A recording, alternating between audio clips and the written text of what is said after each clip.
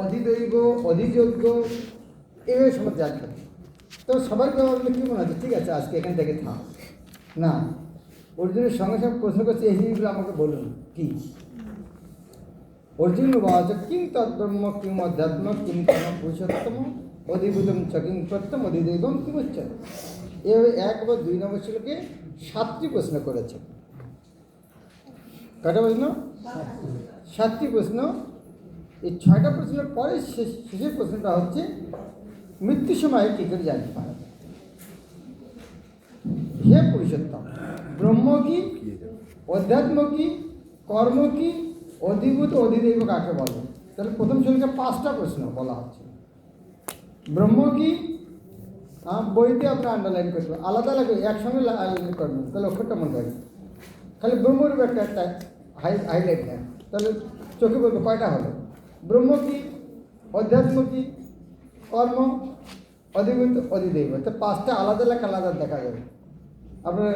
তাহলে অনুপ স্পষ্ট করে বলুন। পরের শ্লোকে বলা হচ্ছে অধিযোগ্যকে, পরের শ্লোকে আর একটা আছে, তাহলে 6টা হলো। তো ভগবানকে এইভাবে জানতে হবে। তার শেষ প্রশ্নটা হচ্ছে এই দেহের মধ্যে কী রূপে তিনি অবস্থিত, অর্থাৎ অধিযোগ্যকে কীভাবে অবস্থিত। 7 নম্বর হচ্ছে মৃত্যুর সময় কীভাবে তাকে জানা যায়। এই 7টা প্রশ্ন। গীতা মহাত্মে সুন্দর একটা কাহিনী। একবার ব্রাহ্মণী কিছু পাপ কর্ম করার জন্য অসুর হয়ে আছে, খেজুর গাছে অনেক দিন রাক্ষস হয়ে আছে।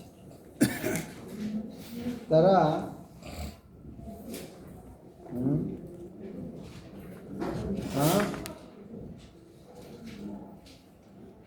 শুনতে পেলেন?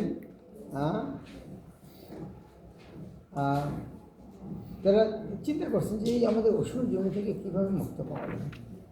তখন ওখানে শুধু বলবে, তখনই পাওয়া যাবে কিং ব্রহ্ম কিং তদ্ব্রহ্ম কিং অধ্যাত্ম। এই যে 4টে লাইন আছে, 2টে লাইন আছে না, তার শুধু এই আধা, প্রথম লাইনে আধা উচ্চারণ করেছিলেন, কিং তদ্ব্রহ্ম কিং অধ্যাত্ম। এটা জানার সঙ্গে সঙ্গে তারা অসুর জমি থেকে মুক্তি হয়ে যাবে। তবে ভগবদ্গীতার একটা শ্লোকে পড়ার দরকার নেই, একটা লাইনে দরকার নেই, আধা লাইনে যথেষ্ট উদ্ধার হওয়ার জন্য। তো এইভাবে এই 8ম অধ্যায়ে 7টা প্রশ্ন করেছেন। এই 7টার উত্তর কৃষ্ণ দিচ্ছেন। যেই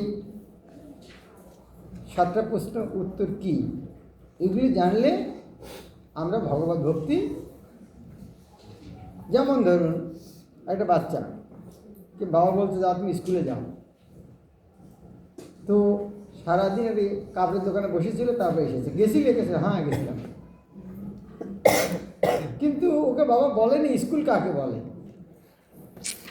বাবার কথা মতো গিয়েছে, কাপড়ের দোকানে বসেছিল, চলে এসছে, কিন্তু তার আগে জানা কিছু ছিল স্কুলটা কি। ভগবত ভক্তি যে করবো, সে ভক্তি কি, ভগবানকে, আমরা কি, প্রকৃতি কি, বিস্তারিত জানতে।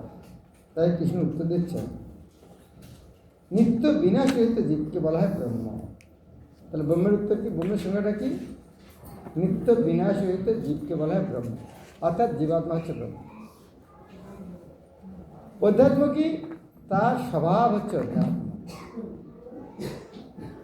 কর্ম কি, ভূতগণের উৎপত্তি বৃদ্ধি কর সংসারই হচ্ছে কর্ম।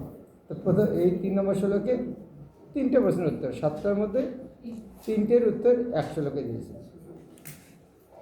বিনাশ সহিত জীবকে বলা ব্রহ্ম, তার নিত্য স্বভাব কর অধ্যাত্ম।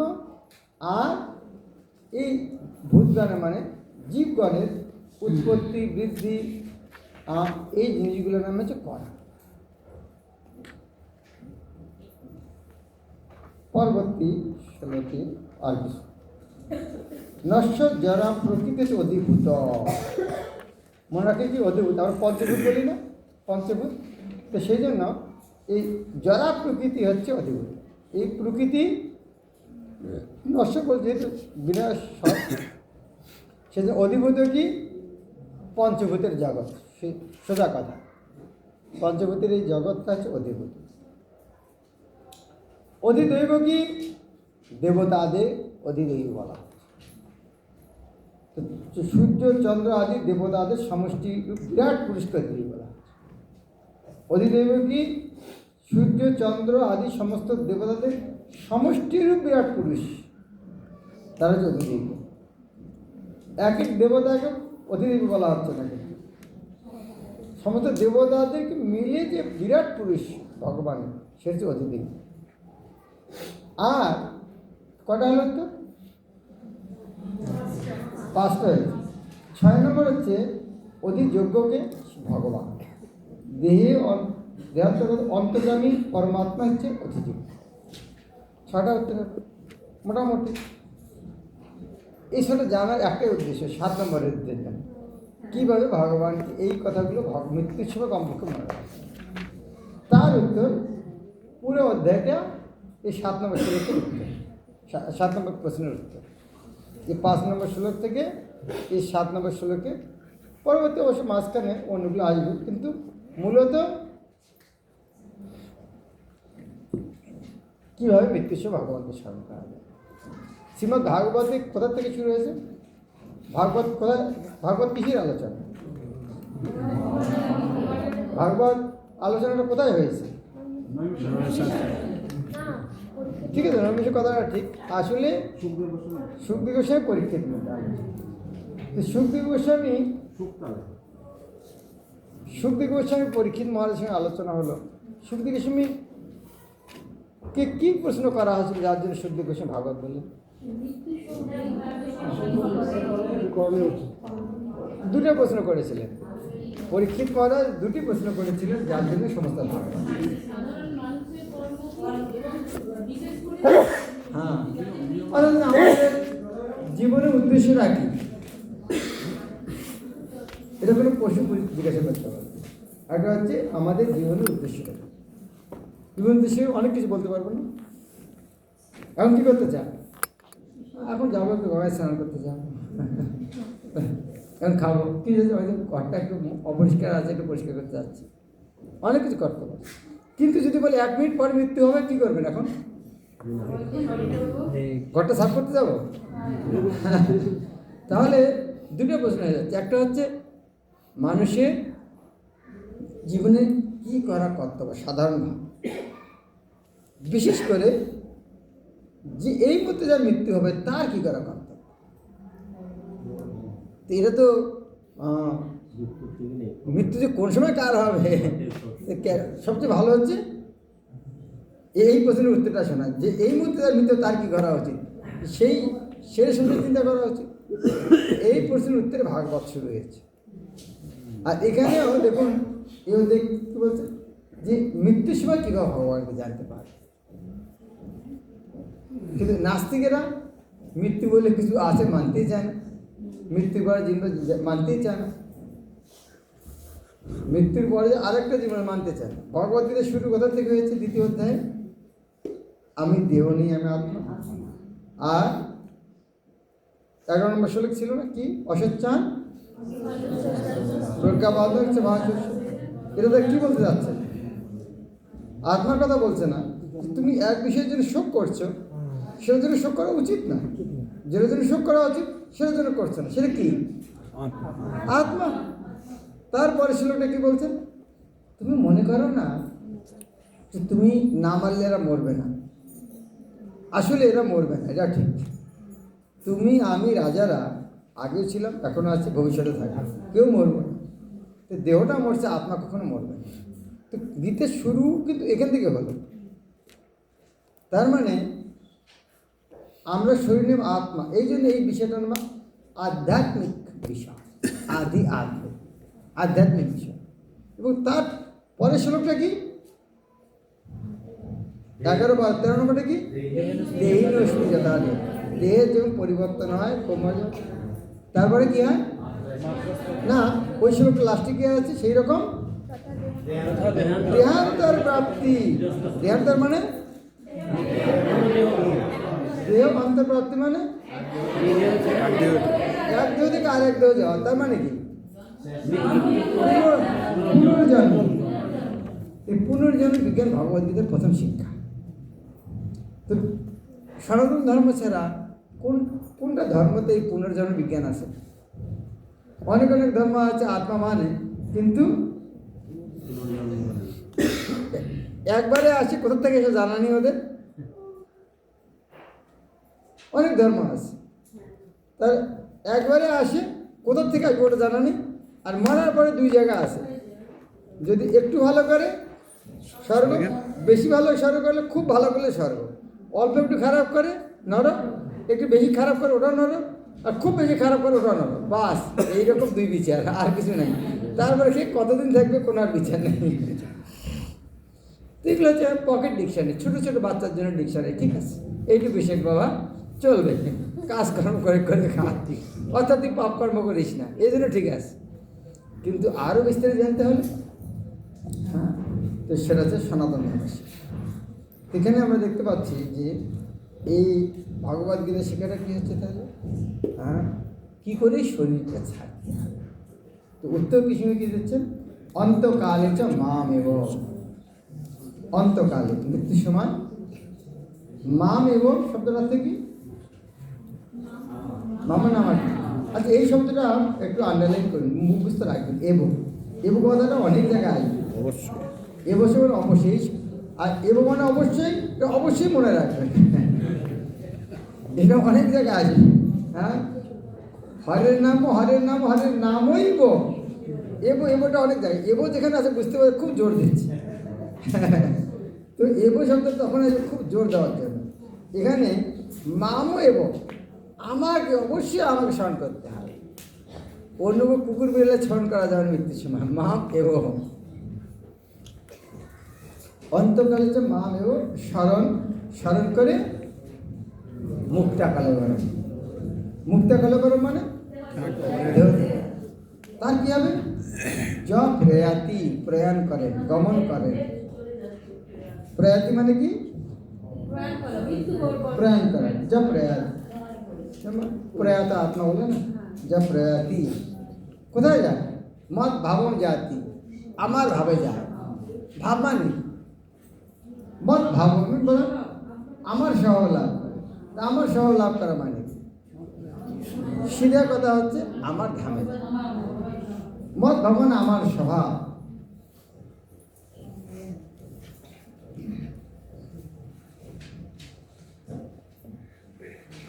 কিন্তু কেউ প্রশ্ন করতে পারে, এখানে প্রবাদকে তাৎপর্য দিয়েছেন অন্তকালে স্মরণ করে কমপক্ষে এটা করতে হয়। যে ব্যক্তি হরে কৃষ্ণ কীর্তন করেন তার অনেক রকম বাধা বিঘ্ন আসতে পারে, তার সত্ত্বেও এই সমস্ত বাধা বিঘ্নগুলিকে সহ্য করে তাই অনবরত হরে কৃষ্ণ হরে কৃষ্ণ কৃষ্ণ কৃষ্ণ হরে রাম হরে রাম কীর্তন করে যেতে হবে, যাতে জীবনের অন্তিমকালে তিনি কৃষ্ণ ভগবানদের পূর্ণ সুফল লাভ করতে পারেন। কোনো রোগী যদি আপনার কাছে আসে, কী ওষুধ দেবেন? ওর নামটা লিখবেন। আপনার নাম কৃষ্ণদাস, আপনার ওষুধটার নাম হচ্ছে হরে কৃষ্ণ মহামন্ত্র। এটা ডোজটা হচ্ছে প্রতিদিন 16 মালা। কতদিন খাবেন? মৃত্যুর পূর্ব মধ্যে।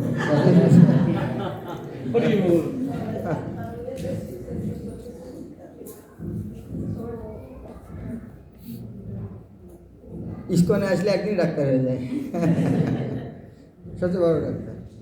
এখন কেউ বলতে পারে যদি আমার মৃত্যুর সময় ভগবানকে স্মরণ না আসে কী হবে? যাকে স্মরণে থাকে যাবে। আপনার সামনে ক্যামেরা ঘটছে, যে সময় ক্লিক হবে সেই ছবিটা তো মৃত্যুর সময় যে ফটোটা, হ্যাঁ কী বলে, যে ভাবনা, সেই ভাবনা দেবে। তার প্রকৃষ্ট উদাহরণ হচ্ছে ভরত মহারাজ।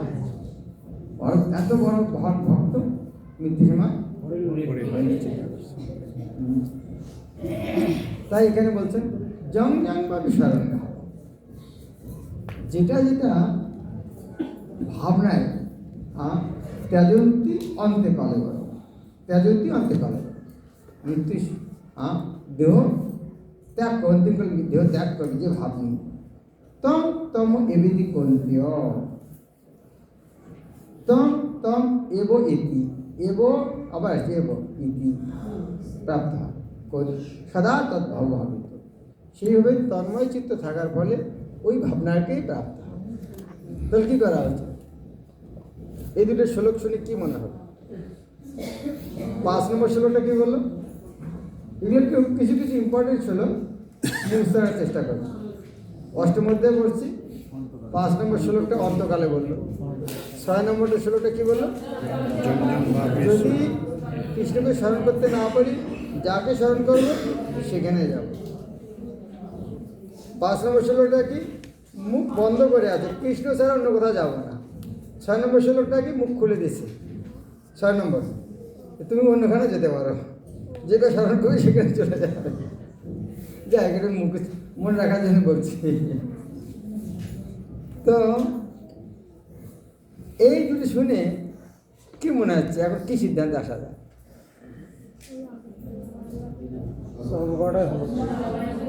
আচ্ছা, আমি তাহলে আরেকটা কথা বলি। কোনো ছাত্রকে যদি বলে, তুমি যদি পরীক্ষার খাতা ভালো করে লিখতে পারো তাহলে তোমাকে আমি পুরো মার্ক দিয়ে দেবো, চাকরি দিয়ে দেবো। দ্বিতীয় কথা হচ্ছে, তুমি যদি পরীক্ষার খাতা না লিখতে পারো তাহলে কিন্তু যেরকম লিখবি সেরকম মার্ক। এটা শুনে ছাত্র কী করবে? হ্যাঁ, পরীক্ষার সময় লিখবে, পড়াশোনার চেষ্টা করবে, তাই না? তার জন্য কী করবে? সে লিখবে, সেজন্য সারা বছর পড়বে। ভাই স্যার বলে দিয়েছে পরীক্ষায় লিখলে মার্ক দেবে, না লিখলে দেবে না। তাহলে কী করবে? আজকে থেকে পড়াশোনা করবো যখন পরীক্ষা পর্যন্ত। তাই 7 নম্বর শ্লোকে বললেন এই দুটোর সমাধান দিলেন। তসমাৎ, এই তসমাৎ কথাটা অনেকবার আসবে। তসমাৎ মানে সেই জন্য, সেই হেতু, এই কথাটা হচ্ছে উপসংহার। আগে যে কথাগুলো বলা হয়েছে তার সারাংশ। তসমাৎ কথাটা যেখানে আসবে বুঝতে হবে তসমাৎ সেই হেতু, মানে আগে যে বিষয়গুলো আলোচনা করা হচ্ছে ওটা সারাংশ দিচ্ছে। তসমাৎ এরকম 2-4টা কিছু কিছু সংস্কৃত শ্লোক শিখবেন, শিখে আবার বলছে আপনার তো প্রচার করবেন 2-4 জনের কাছে। ওই যে 2-4টা শ্লোক শিখেছেন শব্দ, ওই কথাগুলো বলবেন। তসমাৎ এই কথাটার অর্থ হচ্ছে সেই জন্য এই আমাদের এরকম করা উচিত। এরা খুব অনেক জানতেন শাস্ত্র।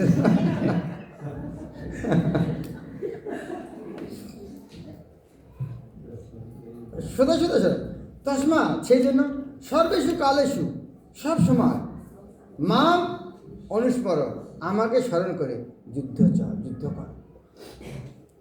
মই অর্পিত, এভাবে আমার প্রতি যদি অর্পিত করো, মই অর্পিত মনোবুদ্ধি, মন আর বুদ্ধি যদি আমাকে অর্পণ করো, মামে বৈশ্যসী অসংশয়, নিশ্চিত রূপে তুমি আমার কাছে ফিরে আসবে। তো সব শ্লোক দরকার নেই, 2-4টা শ্লোক পকেটের মধ্যে রাখতে হবে, কণ্ঠের মধ্যে রাখতে, শব্দ অর্থ সহ। প্রচার করার জন্য কিছু কিছু অস্ত্র রাখতে হবে। হে অর্জুন, সর্বদা আমাকে স্মরণ করে তোমার স্বভাববিহিত যুদ্ধ করো, তাহলে আমাকে তোমার মন বুদ্ধি অর্পিত হবে এবং ঈশ্বরের তুমি আমাকেই লাভ করবে। এখন এটা করতে যে সমস্যাটা কি, এত সহজ কি? তসমাৎ সর্বেষু কালেষু, সবসময় আমাকে স্মরণ করো। সবসময় স্মরণ করা যায়? পরীক্ষা করে দেখেছেন? কারা কারা পরীক্ষা করে সবসময় স্মরণ করা যায় না? কারা কারা পরীক্ষা করে দেখেছেন? আচ্ছা, কারা কারা দেখেননি? কারা কারা দেখেননি স্মরণ করা যায় কি না যায়? যারা যারা হাত ওঠেনি তারা কি বলতে চান? কারা কারা কোনোদিন দেখেননি সবকে স্মরণ করা কীরকম? জবের সময় বোঝা যায় না মনটা কীরকম থাকে? কোনো পরীক্ষা করে দেখেছেন মনটা কোথায় থাকে জবের সময়? জব করছি ভগবানের মনটা অন্য, অন্য কাজে অন্য সমাজে মনটা কোথা থেকে আসবে সেটা বলার দরকার আছে। যখন কোনো কাজ নাই, কোনো দায় দায়িত্ব নাই, কেবল বসে আছি ভগবানের সামনে সাধুদের আশেপাশে, ভগবানের নাম করছি, সেই সময় মনটা নেই, তো অন্য সময় মনের কী অবস্থা? তাহলে এটা কি সহজ? এর যদি বলছেন তসমাৎ সর্বেষু কালেষু মামনসু, শুনে কি মনে হবে?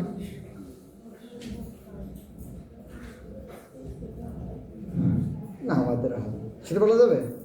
কি করতে হবে? চেষ্টা করতে অভ্যাস করো, অভ্যাস। এর জন্য কারা অভ্যাস করতে চান? কারা অভ্যাস করেছেন আজ পর্যন্ত? কারা সফল হয়েছে?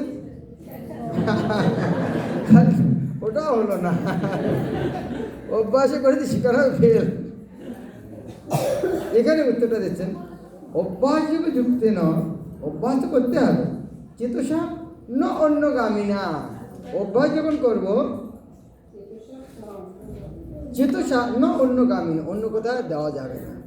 এখানে মোবাইলে খুলে রেখেছি হরে কৃষ্ণ হরে কৃষ্ণ, ইচ্ছে করে মনটা ওখানে দিয়ে রেখেছি, তো মনটাকে থাকি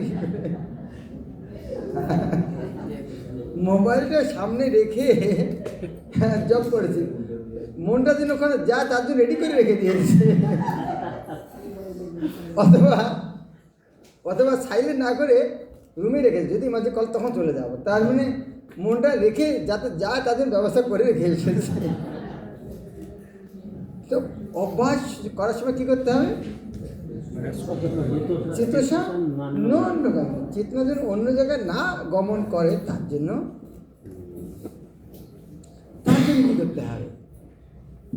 তার জন্য মনটা যেন অন্য জায়গায় গমন না করে, মোবাইলটা একবার সুইচ অফ করে ঘরে রেখে আসুন। কারণ সাথে করে সুইচ অফ করলে না, তখন না না একটা এমার্জেন্সি কল আসতে পারে, থেকে আসছে, সুইচ অফ করে ঘরে রেখে আসুন। 16 মালা করার পরে দেখুন, যদি এমার্জেন্সি কোনো কল আসে, আপনার আত্মীয় স্বজন কারো কাউকে এমার্জেন্সি বলে দেবে যে ফলানাকে বলুন এইরকমের জিনিস। আপনি এমন মনে করবেন না 2 ঘন্টার সময় মোবাইলটা না খুলে দুনিয়া ধ্বংস হয়ে যায়। কোনো এমার্জেন্সি কল আসলে কেউ না কেউ খবর দিয়ে দেবে, তো নিশ্চিন্ত জব করলে ভালো। অভ্যাস যোগে যুক্ত হয়ে অনন্যগামী চিত্তে যিনি অনুক্ষণ পরম পুরুষের চিন্তা করেন, তিনি অবশ্যই প্রাপ্ত।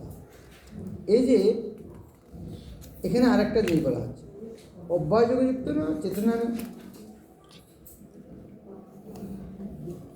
অনুচিন্তয়ন।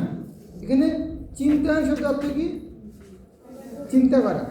তো অনুমানে সর্বক্ষণ, অনুমানে ছোট, কিন্তু অনুমানে আরেকটা কথা হচ্ছে পশ্চাৎ, গমন অনুগমন, অনুধাবন, অনুসরণ, অনুমানে পশ্চাৎ। অনুজ, অনুমানে যে অনুজ মানে যার জন্ম পরে হয়েছে, অনু মানে পরে, অনুমানে পরে, পূর্ব যে পূর্বে, পূর্বে জন্মেছে পূর্বজ, অনুজ। রামের অনুজের নাম কি? রামানুজ। রামের অনুজ রামানুজ। কৃষ্ণ পূর্বজ বলরাম, কৃষ্ণ পূর্বজ, কৃষ্ণের পূর্বে, রামের অনুজ লক্ষ্মণ। তো সেরকম অনুচিন্তন মানে সবসময় চিন্তা করতে কার? পরম পুরুষ। কেন? যিনি সবচেয়ে শ্রেষ্ঠ, তার চিন্তা করাটা সহজ। ছোটো মোটো লোকের চিন্তা করা সহজ, ভুলে যাবে। একটা পিঁপড়া সম্বন্ধে চিন্তা করতে, কী চিন্তা করতে পারেন? এইটুকু চিন্তা করতে পারেন, একদিন আমি রসগোল্লা খাচ্ছিলাম, তার মধ্যে একটা পিঁপড়ে ঢুকে আসে, প্রসাদ নিয়ে গেছিলাম, পিঁপড়ে অনেক ভরে আসে, এই একটু চিন্তা হতে পারে, বাকি আর কি হতে পারে। কিন্তু কিসের চিন্তা করুন, শেষে হবে না। তাই পরম পুরুষম জাতি পার্থ অনুচিন্তন, অনুচিন্তন প্রত্যেকটা শব্দ কথা গুরুত্বপূর্ণ। তো এই যে পরম পুরুষটি কীরকম? সরাসরি কৃষ্ণ বলেন আমার রাসলীলা স্মরণ করো, আমার মা যেভাবে দামোদর লীলা করেছিল, দামোদর লীলা ওগুলো স্মরণ করো, এগুলি কিন্তু প্রথমে বলেন। তিনি প্রথমে বললেন যে পরম পুরুষকে স্মরণ করো। পরম পুরুষ কী? কী পরম পুরুষ? পরম পুরুষের আমি পরম পুরুষ কাকে বলি? পরম পুরুষ তাকে বলি যার বিভিন্ন শক্তি আমাদের চেয়ে শ্রেষ্ঠ। আরে এরকম পাহাড় উঠালো, এতগুলো শ্লোক মুখস্থ রেখেছে, এত বড় জ্ঞানী। এই যে আমাদের চেয়ে যাদের জ্ঞান শ্রেষ্ঠ, তাদেরকে শ্রদ্ধা করতে ইচ্ছা করে। আর যেখানে দেখবো তার চেয়ে জ্ঞানী কেউ হতে পারে না, তো তার মানে তিনি হচ্ছে ভগবান। এইভাবে ভগবানকে নিরন্তর চিন্তা করতে, কোন রূপে? কবিং পুরাণম অনুশাসিতারম অনরণীয়াৎ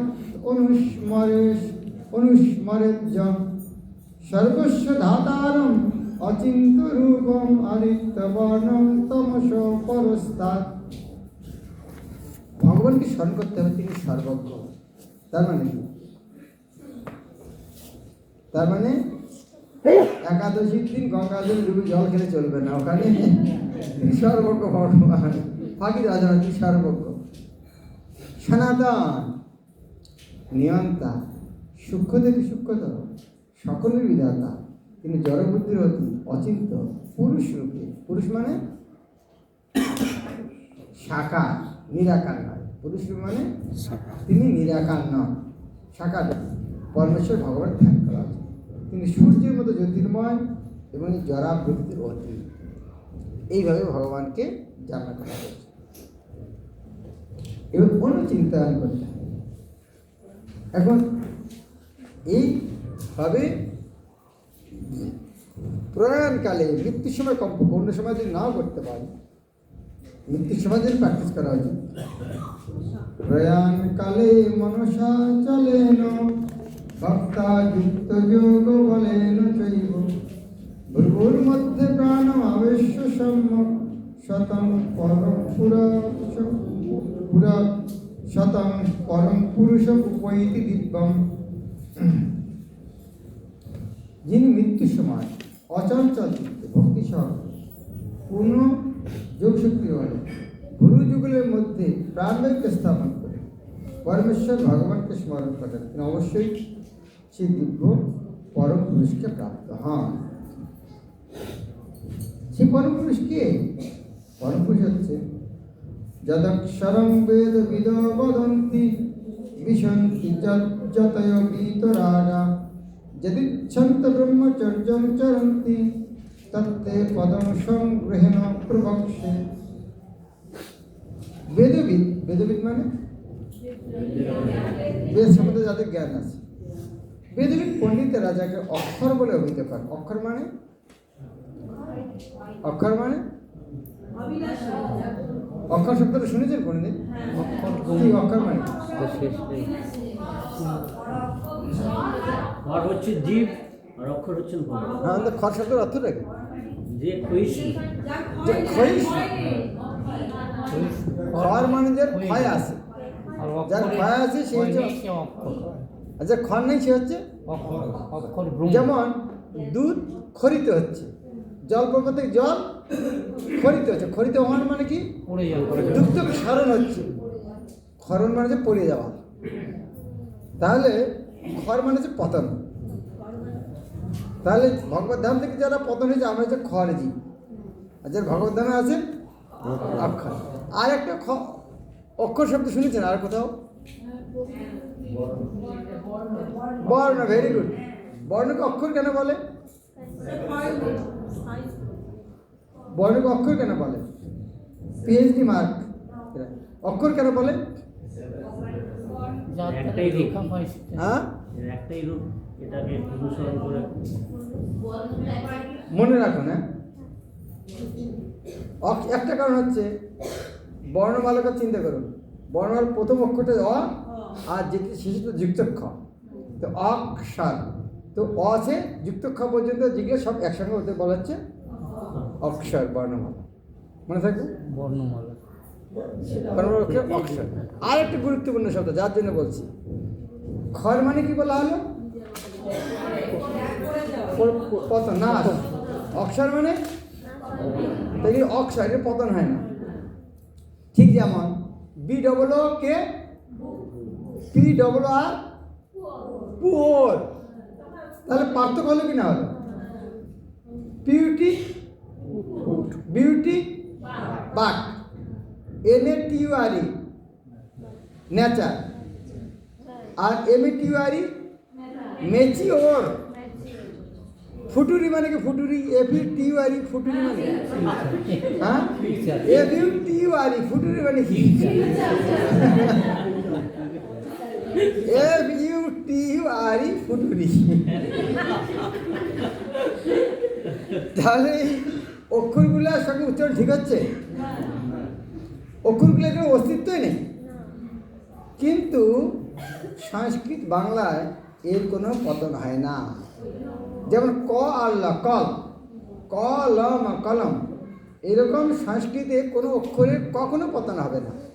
যেখানে যেটা আছে ওটা অ্যাজ ইট ইজ থাকবে, সেই জন্য নাম হচ্ছে অক্ষর। বাংলাতে কিন্তু বলে লুপ্ত হয়ে গেছে, সেগুলো ভুল। আসলে বাংলার কিছু কিছু ভুল শিখেছে সংস্কৃতে। যেমন আত্মা, আমরা আত্মা বলি, লুপ্ত হবে না। যেটা যে আছে ওটা ওই উচ্চারণ করতে হবে। গ্রীষ্মকাল, হ্যাঁ, যেটা যে আছে ওটাই উচ্চারণ হবে, সেটা লুপ্ত হবে না। সেই জন্য ওটা হচ্ছে অক্ষর। তো ভগবান কীভাবে জানতে হবে? বেদবিদ পণ্ডিত যাকে অক্ষরগুলো অভিহিত করেন, বিষয়ে আসক্তি শূন্য সন্ন্যাসীরা যাতে প্রবেশ করেন, ব্রহ্মচারীরা যাকে লাভ করেছে ব্রহ্মচর্য পালন করেন, তার কথা আমি সংক্ষেপে তোমাকে বলবো। তার মানে কৃষ্ণ ছাড়া আর কেউ আছে নাকি? কৃষ্ণ তার কথা বলবেন? হ্যাঁ হ্যাঁ, এখানে কৃষ্ণ বলছে তার কথা আমি তোমাকে সংক্ষেপে বলবো, তার মানে কি? হ্যাঁ, ছেলে, রাজার ছেলে, তাকে সামনে বলুন, তুই শোন, দেশের রাজার ক্ষমতা কি, একটা সেই রাজার যে ক্ষমতা তার কথা আমি তোকে বলছি, শোন। তার মানে কি ও ছাড়া অন্য কোনো রাজা আছে? কেউ এটা ভুল বুঝতে পারে। এখানে কৃষ্ণ বলছেন সেই ব্যক্তির কথা আমি তোমাকে বলবো, শোনো। এর অর্থে এই নয় যে কৃষ্ণ ছাড়া সেরকম আরেকজন ব্যক্তি আছে। তো সেই কি ইন্দ্রিয়ের সব কয়টি দ্বার সংযত করে মনকে হৃদয়ে নিরোধ করে এবং হৃদয়ের মধ্যে প্রাণ স্থাপন করে যোগে স্থিত হতে হয়। তারপরে কী করতে হয়? যোগাভ্যাসে প্রবৃত্ত হয়ে পবিত্র ওঙ্কার উচ্চারণ করতে করতে কেউ যদি পরমেশ্বর ভগবানকে স্মরণ করে দেহত্যাগ করেন, তিনি অবশ্যই পরমগতি লাভ করবেন। শুনে একটু কঠিন লাগছে না? গীতে এত কঠিন কথা বলছেন, আমরা ভক্তিতে সহজ সহজ মনে করছি। আজকে প্রবাদ তাৎপর্য বলছেন, এখানে স্পষ্টভাবে বলা হয়েছে ওঙ্কার ব্রহ্ম এবং ভগবান শ্রীকৃষ্ণ, ভগবান শ্রীকৃষ্ণ অভিন্ন। ওম হচ্ছে ভগবান শ্রীকৃষ্ণের নির্বিশেষ শব্দব্রহ্ম, কিন্তু হরে কৃষ্ণ নামেও ওম নিহিত আছে। এই যুগে হরে কৃষ্ণ মহামন্ত্র কীর্তন স্পষ্টভাবে অনুমোদিত হয়েছে।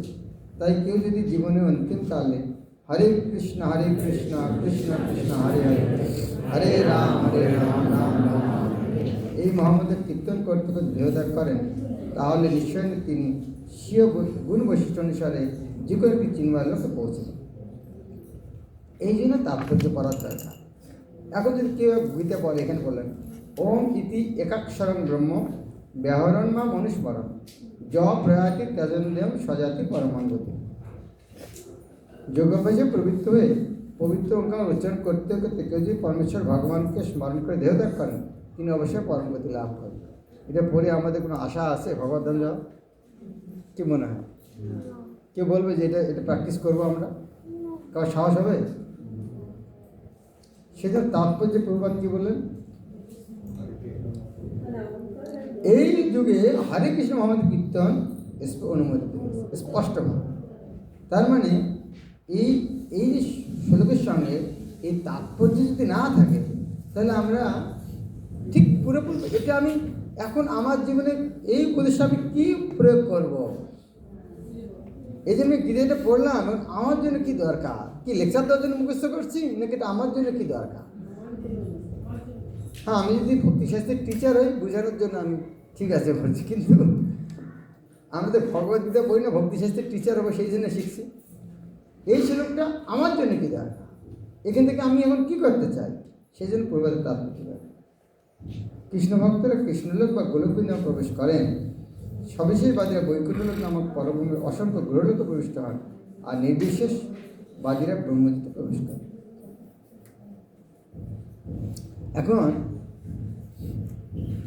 এই যে অভ্যাস, এই অভ্যাসটা বাস্তবিক রূপ কীরকম হবে? অনন্য চেতা সততম ন অন্য চেতা। অন্য মানে ন অন্য চেতনা, চেতনা কৃষ্ণ ছাড়া অন্য কোনোখানে যাবে না। কতক্ষণ? সততম। দুটি শব্দই, একটা হচ্ছে অনন্য চেতা আর একটা সততম। যমাং স্মরতি নিত্যস, আবার নিত্যস নিয়মিত রূপ। এখানে নিত্যস মানে নিয়মিত রূপ, নিরন্তর নিয়মিত রূপ। তস্য তার কাছে, তস্য অহং সুলভং পার্থ, তার কাছে আমি অত্যন্ত সুলভ, নিত্যযুক্ত সুযোগী নয়। হে পার্থ, যিনি একার করেছেন কেবল আমাকেই নিরন্তর স্মরণ করে, আমি সেই নিত্যযুক্ত ভক্তিযোগীর কাছে সুলভ হই।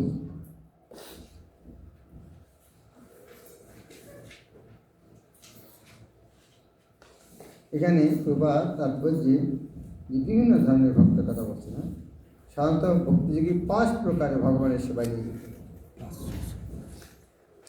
শুদ্ধ ভক্ত এক মুহূর্তের জন্য পরমেশ্বর ভগবানকে ভুলে থাকতে পারেন না, আর তেমনি ভগবানও তার শুদ্ধ ভক্তকে এক মুহূর্তের জন্য ভুলে থাকতে পারেন না।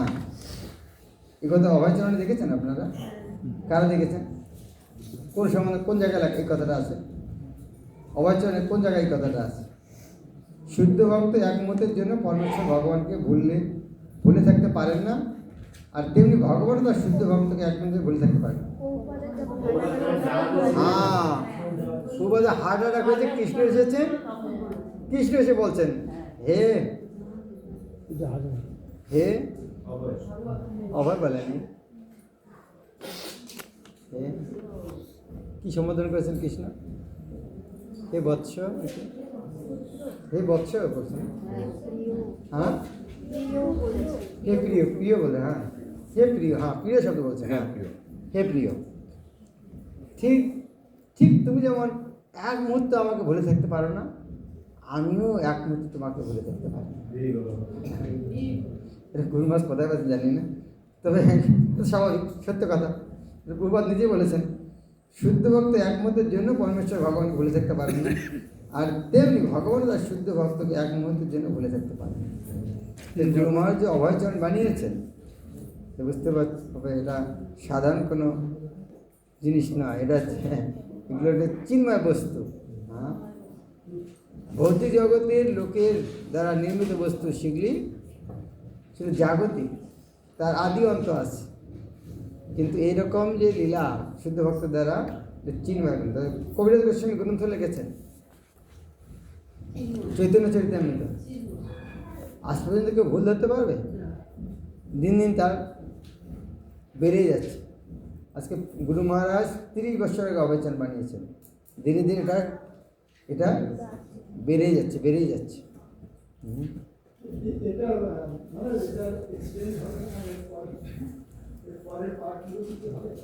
পরের পাঠ কোনটা? পুরে কমপ্লিট, পুরে কমপ্লিট, ওর মধ্যে সব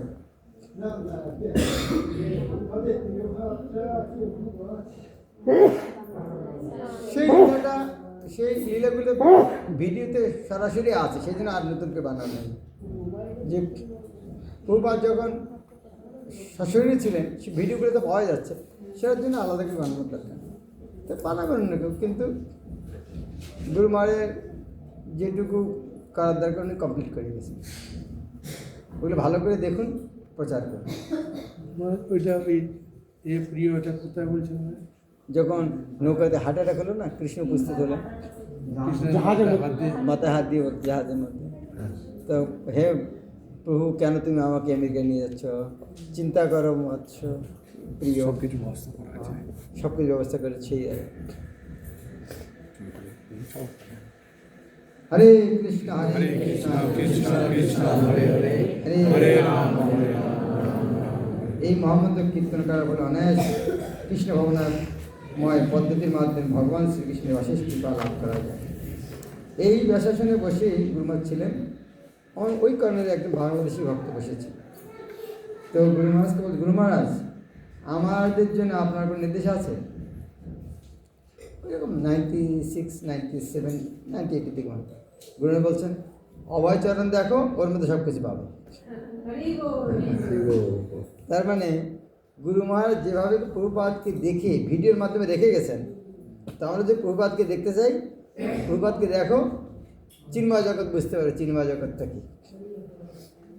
তো ভগবানকে কার দৃষ্টি দেখতে হয়? শুদ্ধ ভক্ত গুরুদেবের দৃষ্টি দেখতে হয়। তো গুরু মহারাজ আমাদেরকে অভয়চরণ দিয়ে গেছেন। অভয়চরণ দেখো, আনন্দে থাকো, সবসময় প্রভুপাদের চিন্তায় তন মনে মগ্ন হয়ে থাকো। এইভাবে করলে কি হবে? ভগবানকে পাবো। মা মুকুত্ত, আমাকে যখন লাভ করবে, পুনর্জন্ম দুঃখালাম শাশ্বতম নাপ্ন পুঞ্জি, তখন আর এই জগতে ফিরে আসতে হবে। এই জগতের নেচার কি, প্রকৃতি কি? দুঃখালয় অশাশ্বতম। দুঃখালয় অশাশ্বতম, দুঃখালয় অশাশ্বতম, এই দুঃখের আলয়। আলয় মানে কি? আলয় মানে ঘর, বিদ্যালয়, দুঃখালয়। আর কি আলো আছে? ঔষধালয়, প্রেক্ষালয়। আর প্রেক্ষালয়টা ভালো জানেন না? জমালয়। জমালয়। আর এটার নাম হচ্ছে দুঃখালয়। আর একটা কি আছে? অশাশ্বতম। এখন কেউ যদি একটা ওয়াশিং মেশিন বানিয়ে অ্যাডভার্টাইজ করে, এর মধ্যে যত কাপড় দেবেন অপর সাইড দিয়ে সব টুকরে টুকরে হয়ে বেরোবে, ওই মেশিন কেউ কিনবে? আর কে লিখেছে না? যিনি মেশিন বানিয়েছেন উনি লিখেছেন। তো এই দুনিয়াকে বানিয়েছেন কে? আর গায়ে সিল্ক লেগে দিয়েছেন কি? দুঃখালয়। কোন বুদ্ধিমান ব্যক্তি ওখানে আসবে? কিন্তু আমরা ওটাকে আজ সুখালয় বানাতে চাচ্ছি। কিরকম গাধা! হ্যাঁ, এ টাকা পয়সা ইনকাম করে এটা সুখালয় বানানোর চেষ্টা করেছি। দুঃখালয় এটা আমাদের ভগবদ্গীতায় কৃষ্ণ বলছেন। জ্ঞান কাকে বলে? জন্ম মৃত্যু জরাবেদি দুঃখ দোষ অনুদর্শনম। সে হচ্ছে জ্ঞানী, যে সবসময় জন্ম মৃত্যুকে সবসময় দুঃখের কারণ। তো সে ব্যক্তি কোনদিন জন্মদিন মানাবে? কোনদিন মানাবে? জন্ম মৃত্যু জরাবেদি দুঃখালয়। হ্যাঁ, জন্ম মৃত্যু জরাবেদি দুঃখ দোষানুদর্শন। দুঃখ দোষ অনুদর্শন সবসময় দেখতে হবে। তা আমরা অনেকে দেখি, প্রভু আমাকে আশীর্বাদ করে, আমার আজকে জন্মদিন। কি খুব খুব স্পেশাল কিছু আজকে জন্মদিন? কী করেছে এই জন্মদিনে? এই ভৌতিক জগতে এসেছ, প্রশংসা কিছু হলো? আজকে আমার জন্মদিন, আমার আশীর্বাদ করবেন। কী আশীর্বাদ? ঠিক আছে, আর দিন আসতে, ঠিক আছে। এইটাই বলতে পারে, প্রভু আশীর্বাদ করুন, এই আজকের দিনে আমি ভবসাগরে পতিত হয়েছি, আপনি আশীর্বাদ করে দিন, উদ্ধার হতে পারে। সেটা ঠিক আছে।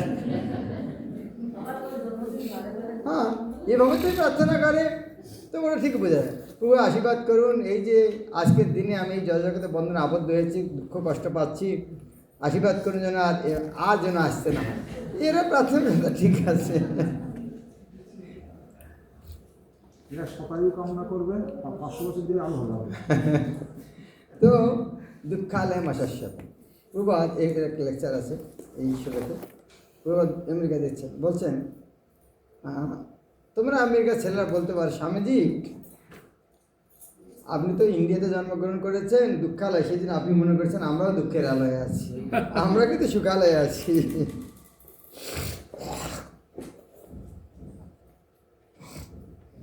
তো প্রভাত বলছেন ইংলিশ ওটা, নো স্যার, তোমরা মনে করতে সুখালয় ঠিক আছে, কিন্তু আরেকটা কথা আছে অশাশ্বত। আজকে আমেরিকায় সুখালয় যদি বানায়ও থাকো তোমরা, মৃত্যুর পরে হয়তো আগের বার আফ্রিকার জঙ্গলে জন্ম হয়, তখন কী করবে? তাহলে দুঃখালয় না, অশাশ্বত। তো না, আপনি বলছেন মহাত্মা না, এর মহাত্মা ব্যক্তি কী করে? আর এই জগতে আর আসতে চায় না। মহাত্মা ভক্তিবান যোগীগণ আমাকে লাভ করে এই দুঃখপূর্ণ নশ্বর সংসারে পুনরায় জন্মগ্রহণ করে না, কেননা তারা পরম সিদ্ধি প্রাপ্ত হয়েছেন। যারা আজ তাদের কী গতি হবে? কোথায় পর্যন্ত যাওয়া আশা আছে? ব্রহ্ম ভুবনের লোক। তো ব্রহ্মলোকের পরে যদি যায় তখনই আর আসা যাবে, কিন্তু ব্রহ্মলোক পর্যন্ত নাগরদোলা। এই মহাত্মারা আসেন বলেই তো আমরা উদ্ধার পাই। তো আপনি মহাত্মা। তারা আসেন বলে আমরা উদ্ধার পাই। হ্যাঁ, তো তো প্রশ্ন তারা কি? তাহলে আসছে আমাদের উদ্ধার করার জন্য না? হ্যাঁ, তারা উদ্ধার করছে, কিন্তু এমনি অন্য কোনো কাজে আসেন না। যারা আসেন তারা উদ্ধার করার জন্য আসেন। না, জেলখানা যায়, হ্যাঁ, জেলখানা যায় রাজা উদ্ধার করার জন্য। তো এখানে এইরকম মহাত্মারা আসেন না, কিন্তু ভগবত ধাম যদি না যায়, এছাড়া অন্য যেখানে যাওয়া হোক না কেন, ব্রহ্ম ভবন। ব্রহ্ম মানে কি? ব্রহ্মলোক ব্রহ্মলোক থেকে মানে পর্যন্ত, ব্রহ্মলোক। মানে ভূলোক থেকে ব্রহ্মলোক পর্যন্ত।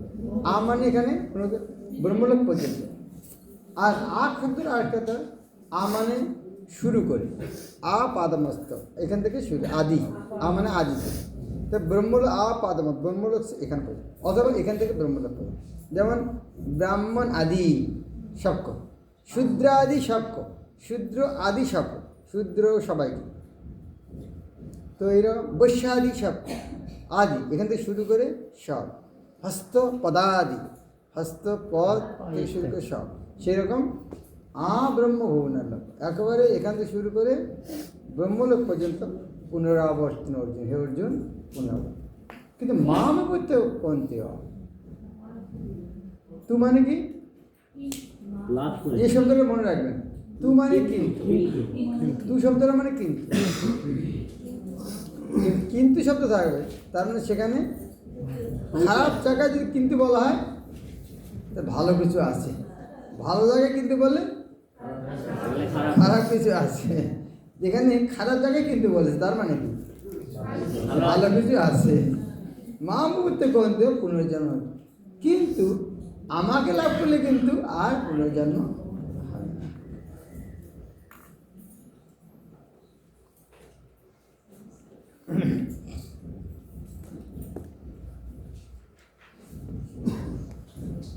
এখন না, আমরা শুনেছি যে ব্রহ্মলোক নাকি অনেক, হ্যাঁ ব্রহ্মলোক অনেকদিন থাকা যায় ঠিকই, আমাদের তুলনায় অনেক, কিন্তু সেটাও অনেক। ব্রহ্মলোক কত বড়? সহস্র যুগ পর্যন্তম অহর্য ব্রহ্ম। তো ওখানে ব্রহ্মলোকের আয়ু কীরকম? মনুষ্য মানের, মানে মনুষ্য মানে মনুষ্যের গণনা অনুসারে, বা মনুষ্য মানের শব্দের অর্থ হচ্ছে পৃথিবীর গণনা অনুসারে সহস্র চতুর্যুগে ব্রহ্মার একদিন। পৃথিবীর গণনা অনুসারে যে 1000 যুগ, তাতে ব্রহ্মার একদিন 12 ঘন্টা। সেটা কি? একদিন মানে 12 ঘন্টা। আর সহস্র চতুর্যুগে তার এক রাত্রি, তার মানে 24 ঘন্টায় তাহলে 2 সহস্র যুগ, 864 চতুর্যুগ। এইভাবে যারা জানেন তারা দিবারাত্রি তত্ত্ব। আমাদের ব্রহ্মা যখন একদিন হয়, ব্রহ্মা যখন একদিন হয়, সেই সময় আমাদের সত্য তেতা দাপর কলি, সত্য তেতা দাপর কলি, সত্য তেতা দাপর কলি। ধরুন এরকম ঘড়ি, একটা ঘড়ি আছে ব্রহ্মার ঘড়িটায়, ব্রহ্মার একটা ঘড়ি আছে, ব্রহ্মার ঘড়িটা 12 ঘন্টা হয়। তো 12 ঘন্টার মধ্যে 1000 বা চতুর্যুগ আসে, 1000 বা চতুর্যুগ আসে। এখন এই 12 ঘন্টা না করে যদি আমরা ওখানে 14 ঘন্টা করি, ঘন্টা দিয়েছি আমাদের ঘড়ি, তো আমরা বানিয়েছেন 12 ঘন্টা করেছি। তো ব্রহ্মার ঘড়ি থেকে 14 ঘন্টা করে, সকালে উঠলো, রাত্রে 14 ঘন্টা, আবার সব ওখানে 14 ঘন্টা। এই 14 ঘন্টায় 14 জন মনু আসে, প্রথম মনু, দ্বিতীয় মনু, 14 জন মনু আসে। তো এক এক মনুর ভাগে 71টা করে চতুর্যুগ করে। ব্রহ্মার ঘড়িটার কথা চিন্তা করুন, ব্রহ্মার একটা ঘড়ি আছে একদিন দেখার জন্য। তো ঘড়িটার আমাদের 12 ঘন্টার দাগ আছে, ওনার আছে 14 ঘন্টা, ওনার আছে 14 ঘন্টা, 14 ঘন্টার কাটা। ওনার যে 14 ঘন্টার কাটা আছে না, আমাদের 1-2 মাঝখানে কটা দাগ আছে? 5টা। ব্রহ্মার আছে 71টা দাগ, 71টা চতুর্যুগ। তাহলে আমাদের 5টা দাগ আর 12টা, কটা হলো? 5টা 12টা কটা দেখাবো? 60 মিনিটে 1 ঘন্টা হয়। তাহলে 5 12 60। তো ওখানে ব্রহ্মা 1 চতুর্যুগে আছে 71টা দাগ, আর এইরকম আছে 14টা গান। তো 14 71 হচ্ছে 1000। এই 1000 হচ্ছে। আর নিচে নিচে নিচে কটা দাগ আছে? কটা দাগ আছে নিচে? ওই কটা দাগ আছে, কিন্তু দাগ আছে কিনা ভগবান জানে। কারণ ওই সময় তো কোনো মনু আসবে না, শুয়ে থাকবে। হয়তো ওই সময়টা কাটবে, কিন্তু ওইরকম কাটা দিয়ে লাভ নেই কোনো, কারণ ওই সময় কেউ আসবে না, কেউ যাবে না, কেউ নিলে হবে না। কিন্তু ওখানে আর কাটা নেই, কিন্তু সময়টা এরকম আছে। সময়টা ততক্ষণ ঘুমিয়ে থাকতে হবে। এইরকম একটা ঘড়ি, ব্রহ্মার কাছে ঘড়ি আছে।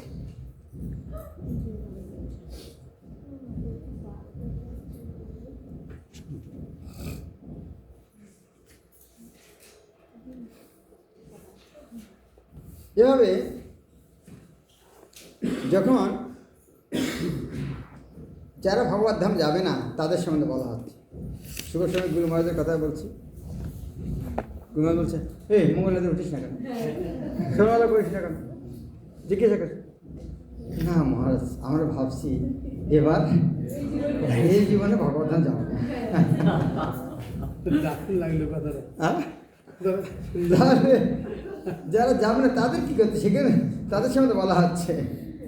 তারা যদি উচ্চলোকেও যায়, সেই রাত্রি অবসানে অব্যক্ত হইতে ব্যক্ত হয় তিনলোক ব্রহ্মার দিন। আবার সে রাত্রিগুলো হইবে প্রলয়, অব্যক্ত হইতে জন্ম অব্যক্ত নিদান। ব্রহ্মার দিনের সমাগমে সমস্ত অব্যক্ত থেকে অভিব্যক্ত হয়, এবং ব্রহ্মার রাত্রি আগমে তা পুনরায় অব্যক্তে লয়। এটা বোঝার একটা চেষ্টা করুন। ভগবান এই এগুলো চোখ দিয়ে তো দেখা যাবে না, জ্ঞানের মাধ্যমে দেখতে হয়। চিন্ময় জগৎ আর জড় জগৎ। চিন্ময় জগৎ হচ্ছে প্রকাশিত সূর্যের মতো আলাপিত একটা জায়গা, তার এক কর্নারে কালো মেঘ জমে আছে। সেই কালো মেঘটা হচ্ছে জড়জগৎ। ঠিক জড়জগৎ, আর পুরো যে আলো দেখা যাচ্ছে আকাশ, এটা হচ্ছে চিন্ময় জগৎ। এই জড়জগৎ আর চিন্ময় জগতের মাঝখানে একটা নদী আছে, নদীটার হচ্ছে কারণ সাগর। সেখানে ভগবান বিষ্ণু শয়ন করে আছে। সেই বিষ্ণুর নাম হচ্ছে কারণ উদক সাই বিষ্ণু। উদক মানে জল, তো কারণ জলে শয়ন করে আছেন, কারণ উদক সাই বিষ্ণু। যেহেতু তিনি প্রথম বিষ্ণু, সেই জন্য তার আর এক নাম হচ্ছে মহাবিষ্ণু। কারণদক্ষাই বিষ্ণু বা মহাবিষ্ণু। উনি শুয়ে আছেন মহাবিষ্ণু, তিনি নিঃশ্বাস নিচ্ছেন। জলের মধ্যে যদি কেউ শ্বাস ছাড়ে তাহলে কী হবে? তার কেবল নাক দিয়ে বুলবুল আসছে না, রোমকূপ থেকেও বুলবুল আসছে। মহাবিষ্ণু অনেক বড়, তিনি শুয়ে আছেন। চিন্তা করে এত বড় শুয়ে আছেন, তার লোমকূপ থেকে এরকম বুদবুদ উঠছে। এক একটা বুদবুদ হচ্ছে এক একটা ব্রহ্মাণ্ড। তাহলে কত কোটি ব্রহ্মাণ্ড সৃষ্টি হচ্ছে। আবার তো কখন সৃষ্টি হচ্ছে?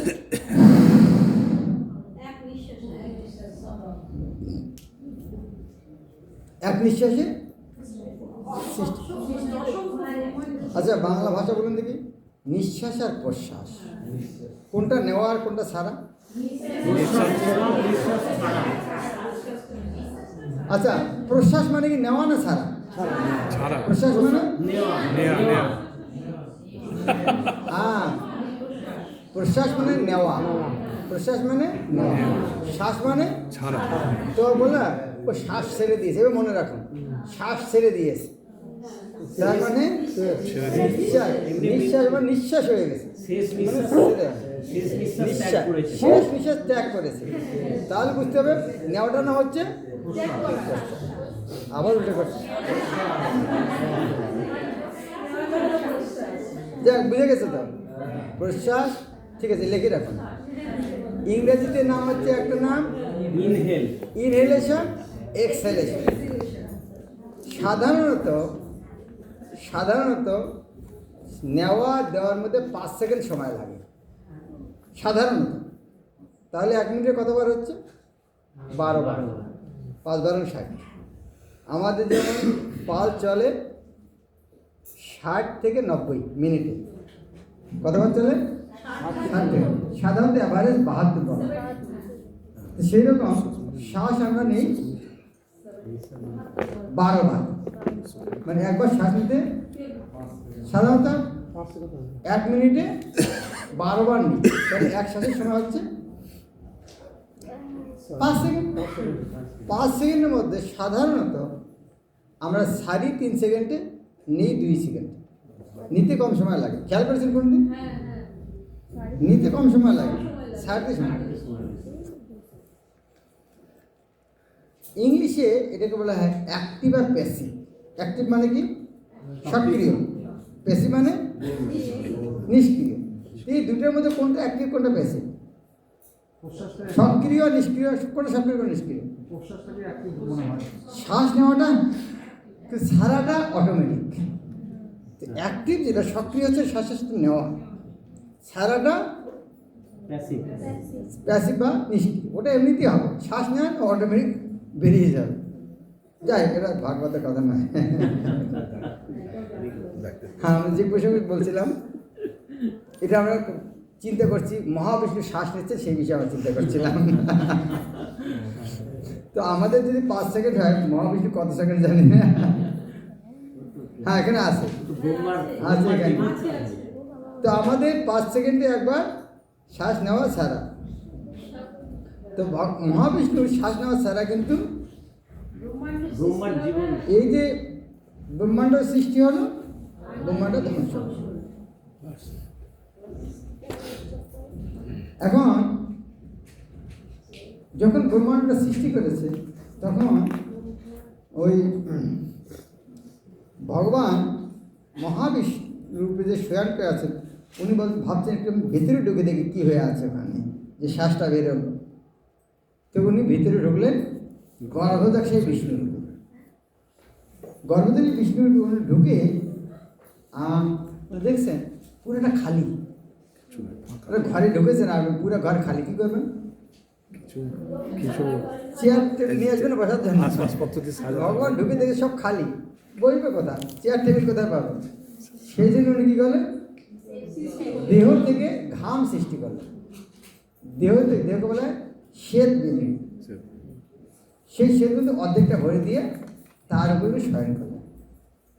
যেহেতু গর্ভ বা শরীর থেকে যেহেতু সেই জলটা সৃষ্টি হয়েছে, সেই জন্য সেই সাগরটার নাম হচ্ছে গর্ভ উদক সাগর। যেহেতু তিনি ওখানে শয়ন করে আছেন, সেই জন্য তার নাম হচ্ছে গর্ভ উদকশায়ী বিষ্ণু। যখন তিনি শুয়ে আছেন, তার নাভি কমল থেকে একটা পদ্ম ফুল ওঠে। পদ্ম ফুলটা উনি শুয়ে আছেন জলে, আর শুয়ে আছেন সাপের উপর। সেই সাপটা হচ্ছে শেষ না। তা তিনি শুয়ে আছেন, একটা পদ্ম ফুল উঠেছে। পদ্ম ফুলে ব্রহ্মার জন্ম। আর সে হাওয়ায় দুলছে, পদ্মটাও দুলছে। ব্রহ্মা দেখছেন, এদিক ওদিক দেখছেন, দেখতে দেখতে তার চারপাশে মাথা হয়ে গেছে, 4টে মাথা হয়ে গেছে। তো চিন্তা করছেন কোথায় কোথায় যাব, কিছু খুঁজে পাচ্ছে না। উপরে তো কিছুই দেখছি না, চারবে যাবো। তো একটা জায়গা আছে নিচে, নালের মধ্যে, এখানে আসলো কোথা থেকে? নিচে যাচ্ছে। জলের মধ্যে যদি কখনো কখনো জলে ডুব দিয়ে দেখি মাটি কত দূর, যে মাটি পাওয়া যাচ্ছে তখন কী করি? তাড়াতাড়ি উঠে ভাই, শ্বাস শেষ হওয়ার আগে উঠে যাই। আমরা ওই সময় উঠে যাই যাতে শ্বাস শেষ না হয়ে যায়। আর ভয় লাগে, ভয় লাগে শেষ হয়ে যায়। তো সেই রকম ব্রহ্মা ধীরে ধীরে খুঁজে পাচ্ছে না, তখন আবার উঠে এসছে। উঠে আসার পরে কী করবেন চিন্তা করছে, কী করা যায়। তখন জলে যেটা বুদবুদ, জলে বুদবুদে ফেটে যায়, কী করে?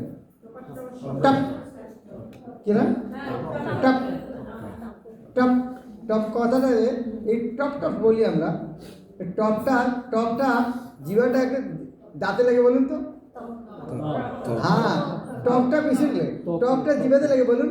তপ তপ তপ তপ তোমার টপ না তপ তপ তপ শব্দ হচ্ছে আর টপটা বলি ওটা না তপ তপ তখন আর মনে হয়েছে ও আমাকে তপস্যা করতে বলছে আমাকে তপস্যা করতে হবে। তখন ব্রহ্মা তপস্যা শুরু করে হাজার বছর ধরে। মানে ওই জলটা কোথায় পড়ছিল যে? হ্যাঁ বুদবুদ হয়ে উঠে যায় যাচ্ছিল। বুদবুদ ফাটছিল বুঝবুঝ ফেটছে জল থেকেই শব্দটা হচ্ছে ফেটে আমরা শুনতাম জলের পরে জলের ফোঁটা না জলে বুঝবুঝ না ওখান থেকে যেহেতু সুরাজের কারণে ওখান থেকে বুঝবুঝ ফেটে যাচ্ছে তো তপস্যা করা 1000 তপস্যা করার পরে উনি ভগবানকে দেখতে পেলেন যেখানে যে ভগবানের শরীরে যেখান থেকে নাভিটা সৃষ্টি হয়েছে সেই ভগবানকে দেখতে পেলেন ব্রহ্মা যে দেখলেন ওখানে ভগবানকে দর্শন করলেন যেখানে শুয়ে আছেন কমল ভগবান যে গর্ভদক্ষায় বেশি শুয়ে আছেন সেটা পর্যন্ত দেখতে পেলেন এবং দেখতে পেলেন পুরা চিন্ময় জগৎ এবং চিন্ময় জগতের ঊর্ধ্বে তিনি দেখতে পেলেন গোলক বৃন্দাবন সেখানে হাজার পদ্ম ফুলের দ্বারা সমন্বিত একটা পদ্ম সেখানে গোলক বৃন্দাবন সেখানে তিনি গোলক বৃন্দাবনে রাধা কৃষ্ণের লীলা দর্শন করতে পারেন এবং দর্শন করে তার যে উপলব্ধি তিনি যেটা লিখেছেন সেটা হচ্ছে ব্রহ্মসংগীতা তো ব্রহ্মসংগীতা একটা ছোট গ্রন্থ হলেও এটা সমস্ত শাস্ত্রের সার আছে এভাবে সমস্ত জীব কী করে ব্রহ্মার এভাবে কী হচ্ছে আমরা যে কাহিনীটা করলাম এটা একদিনের কাহিনী ব্রহ্মা একদিনে ব্রহ্মার একদিনে কেন এইভাবে জীব সৃষ্টি হয় যখন ব্রহ্মাণ্ড সৃষ্টি হয় জীব সৃষ্টি হয় যখন ব্রহ্মাণ্ড মহাবিষ্ণুর শরীরে ঢুকে যায় তখন সমস্ত জীব অবশ্যভাবে ঘুমিয়ে পড়ে যায় ভগবানের শরীরে ঘুমিয়ে থাকে আবার যখন হয় তখন আবার যে অবস্থায় শুয়ে পড়েছিল সে কতদিন শুয়েছিল সেটা বুঝতে পারে না ঘুমানোর পর বোঝা যায় কতক্ষণ ঘুমালাম ঘড়ি কাটা দেখা ছাড়া বোঝা যায় লেকিন দুর্ভাগ্য আমাদের ওইরকম ঘড়ি নেই যে কত ঘন্টা ঘুমিয়েছি মহাবিষ্ণুর শরীরে তো কিন্তু ওটা শাস্ত্র থেকে মানতে হবে যে কতক্ষণ ঘুমিয়েছি হে পার্থ ভূত বা জীব সমূহ পুনঃ পুনঃ উৎপন্ন হয় ওই রাত ব্রহ্মা রাত্রি সমাগমে লয় প্রাপ্ত এবং পুনরায় দিনের আগমে তারা আপনা থেকে প্রকাশিত এই যে জগৎটার কথা বলা হচ্ছে এটা এই জগৎ কিন্তু এরপরে আরেকটা জগৎ আসে কিন্তু আর একটি অব্যক্ত প্রকৃতি রয়েছে যা নিত্য এবং ব্যক্ত অব্যক্ত বস্তুর অতীত সমস্ত ভূত বিনষ্ট হলেও তা বিনষ্ট হয় না এই যে আমাদের চোখের সামনে ব্যক্ত যা দেখতে পাচ্ছি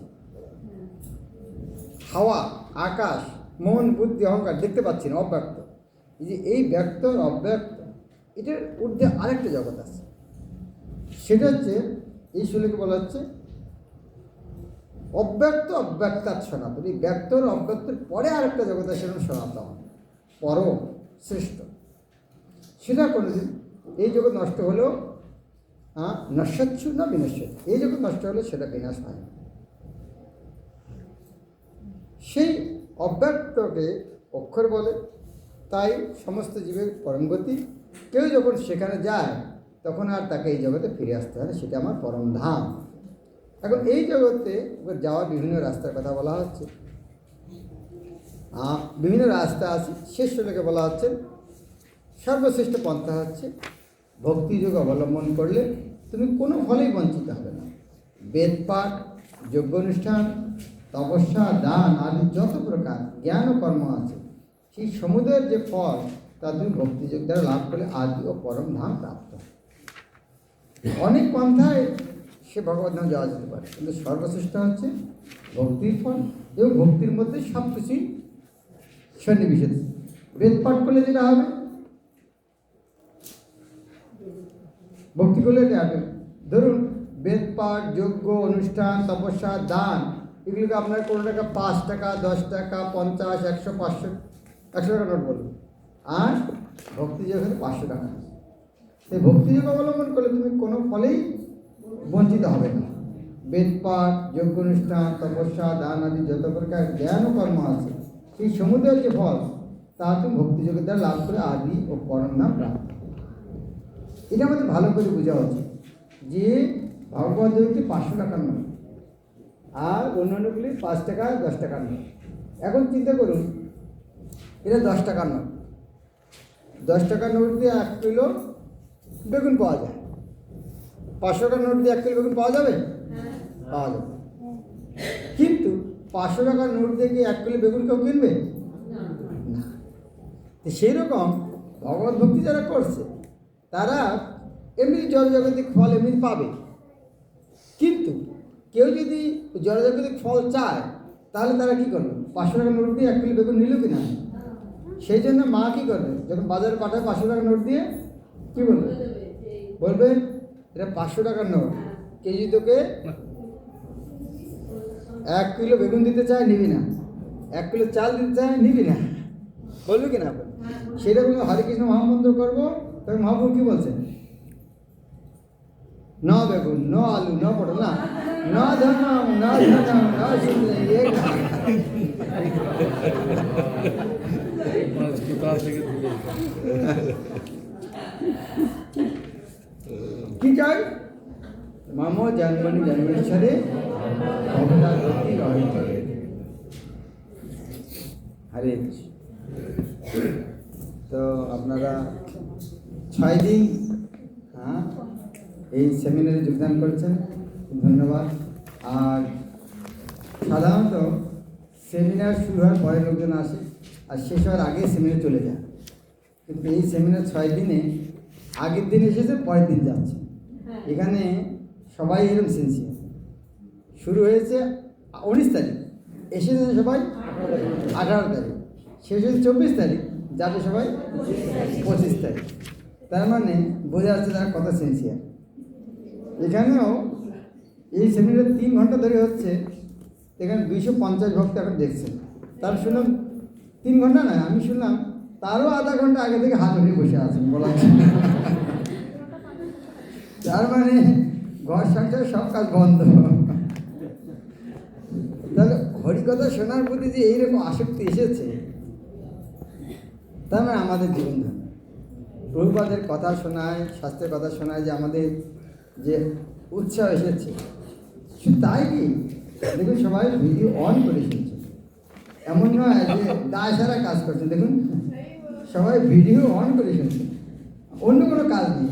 এটা আপনার সামনে, আমার ভয়ে লজ্জায় সামনে বসে আছেন, কিন্তু যারা অনলাইনে বসে আছে তারা সমস্ত কাজ বাদ দিয়ে বসে আছে। আপনারা যারা সামনে বসে আছেন তারা আপনার সঙ্গে বসে মোবাইল অন্য কিছু দেখছেন, কিন্তু এখানে যারা বসে আছে তারা ওই মোবাইলে অন্য কিছু আর দেখছেন না, তাদের ত্যাগটা আরও বেশি। এখানে যারা আছেন মাঝে মাঝে মহাপ্রসাদ ফ্রি পাচ্ছেন, কিন্তু যারা ইন্টারনেটে আছে তারা পোষাতে পারছেন না, তবু তাদের ত্যাগটা বেশি সব দিয়ে। ঠিক আছে, আমরা 2-1টা কোশ্চেন নিচ্ছি। শেষ দিনে আমি কোনোদিন আসলে কারো প্রশ্ন জিজ্ঞাসা করতে দিইনি। অনলাইন থেকে 2টা প্রশ্ন লিখিতভাবে দিতে হবে, এবং এর সামনে থেকে 2টা প্রশ্ন ম্যাক্সিমাম। এখানে কারো কোনো প্রশ্ন আছে? হ্যাঁ, গীতা এভরিডে যদি পড়ি তো গীতার শ্লোক পড়া উচিত না গীতা গানের বইটা পড়া উচিত? প্রশ্ন হচ্ছে যদি প্রতিদিন আমরা গীতা পড়ি তাহলে কি গীতার শ্লোক পড়বো? যেমন শাস্ত্র প্রতিদিন গীতা পড়া উচিত, তাহলে আমি গীতার সংস্কৃত শ্লোক পড়বো নাকি আমি গীতার গানটা পড়বো? অভিন্ন। আমরা বলবো না যে যেহেতু প্রভুপাদ লেখছে এটা গীতার চেয়ে কম শক্তিশালী। হ্যাঁ, এরা অভিন্ন, যার যেখানে যেটা রস। কেননা প্রভুপাদ যা লিখেছেন কৃষ্ণের ইচ্ছা ছাড়া তো লেখেননি। প্রভুপাদের এমন কি ক্ষমতা যে তিনি কৃষ্ণের ইচ্ছা ছাড়া লেখবেন? তাই প্রভুপাদ যা লিখেছেন এটা বুঝতে হবে কৃষ্ণের দ্বারা অনুভব। এটা আরেকটা জিনিস বোঝার চেষ্টা করুন, ভগবদ্গীতা তো দুনিয়া সবাই পারে সংস্কৃত, গীতার গান দুনিয়া কজন পড়তো বাঙালি ছাড়া? এই সম্পদটা কাদের জন্য আছে? বাঙালি স্পেশাল গিফট, সে বাঙালিরা যদি না পড়ে,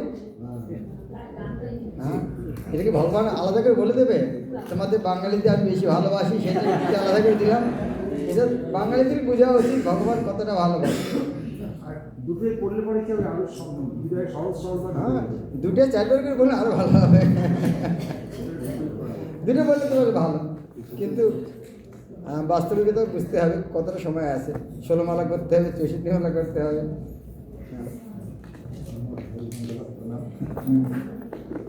আমি সৃষ্টিতত্ত্বের বিষয়টাকে একেবারেই কিছুই বুঝতে পারি না।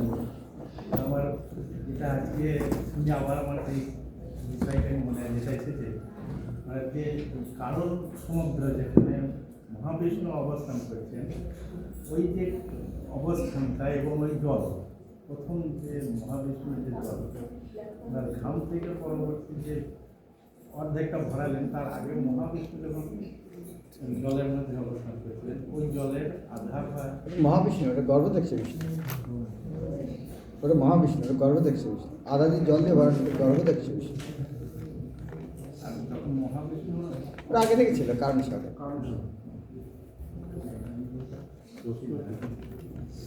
এটা জিনিস বুঝতে হবে যে সব জিনিস আমরা বুঝতে পারবো না, কারণ সব জিনিস বুঝতে পারি তাহলে আমরা, তাহলে ভগবানের চেয়ে আমরা আলোচনা করি, তাহলে কি হলাম আমরা?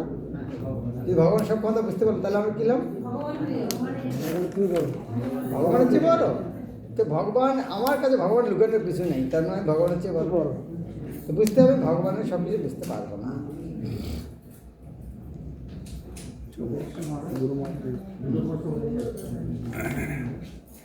ওকে, একটা কুমকুম সরকার, দয়া করে গীতাটা শেষ করবেন ভাগবতম বা অন্য সময়। হ্যাঁ, এবার আমরা অষ্টম অধ্যায় পর্যন্ত পড়লাম, আগেরবার সেমিনারে আমরা 9ম থেকে 18 পড়লাম।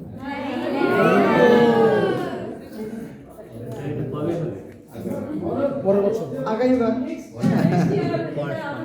2034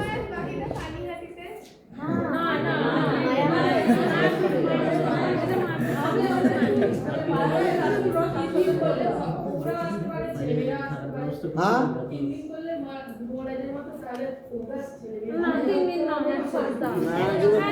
যাতে সবাই না আসে সেই দিন 7 দিন।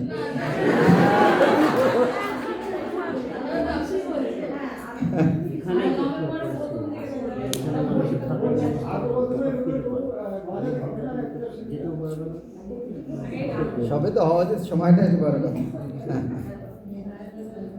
ঠিক আছে, সন্ধ্যার সময় আবার দেখা হচ্ছে। তো এখন আমরা ওকে, সন্ধ্যাবেলা একটু ফিডব্যাকের তোমার প্রসাদ ব্যবস্থা রাখা দরকার।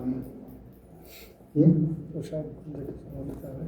হ্যাঁ, কমলাপতি বাবু আমাদের শেষ উপরে, হ্যাঁ, সবার জন্য যারা ইন্টারনেটে, ওদের আমি শোনাবো না, তো ওদের কষ্ট লাগবে।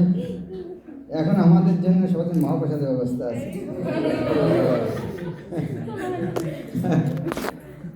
এখন না।